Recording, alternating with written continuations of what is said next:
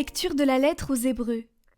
Frères, dans le sanctuaire de l'Ancienne Alliance, une tente était disposée, la première, où se trouvait le chandelier à 7 branches et la table avec les pains de l'offrande. C'est ce qu'on nomme le Saint. Derrière le second rideau, il y avait la tente appelée le Saint des Saints.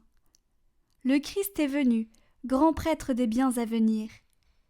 Par la tente plus grande et plus parfaite, celle qui n'est pas œuvre de mains humaines et n'appartient pas à cette création, il est entré une fois pour toutes dans le sanctuaire, en répandant non pas le sang de boucs et de jeunes taureaux, mais son propre sang.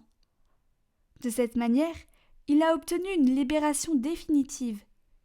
S'il est vrai qu'une simple aspersion avec le sang des boucs et des taureaux et de la cendre de génisse sanctifie ceux qui sont souillés, leur rendant la pureté de la chair, le sang du Christ fait bien davantage, car le Christ, poussé par l'Esprit éternel, s'est offert lui-même à Dieu, comme une victime sans défaut.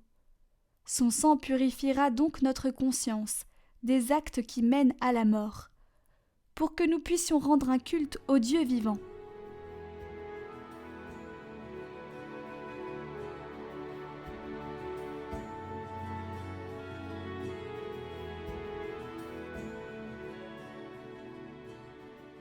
Dieu s'élève parmi les ovations, le Seigneur aux éclats du corps.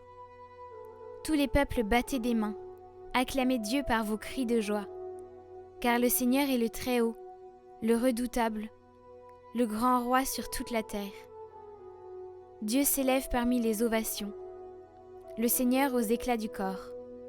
Sonnez pour notre Dieu, sonnez, sonnez pour notre roi, sonnez, car Dieu est le roi de la terre. Que vos musiques l'annoncent. Il règne, Dieu, sur les païens.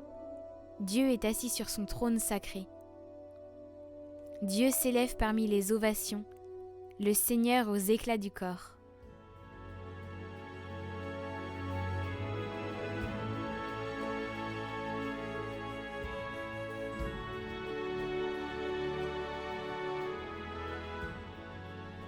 Évangile de Jésus-Christ selon saint Marc.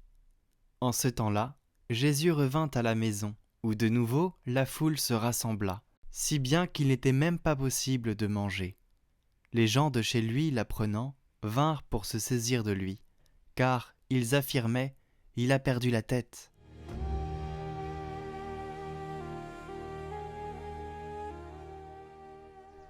Notre Dieu est un Dieu qui vient. Ne l'oubliez pas, Dieu est un Dieu qui vient continuellement. Il ne déçoit pas notre attente. Le Seigneur ne déçoit jamais. Il est venu à un moment précis de l'histoire et s'est fait homme pour prendre sur lui nos péchés. La fête de Noël commémore cette première venue de Jésus dans le moment historique. Il viendra à la fin des temps comme juge universel. Et il vient une troisième fois, d'une troisième manière. Il vient chaque jour rendre visite à son peuple, à chaque homme et femme qui l'accueille dans sa parole, dans les sacrements, dans leurs frères et sœurs. Il est à la parole de notre cœur.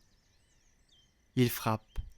Savez-vous écouter le Seigneur qui frappe, qui est venu aujourd'hui vous rendre visite, qui frappe sur votre cœur avec un mouvement, avec une idée, avec une inspiration ?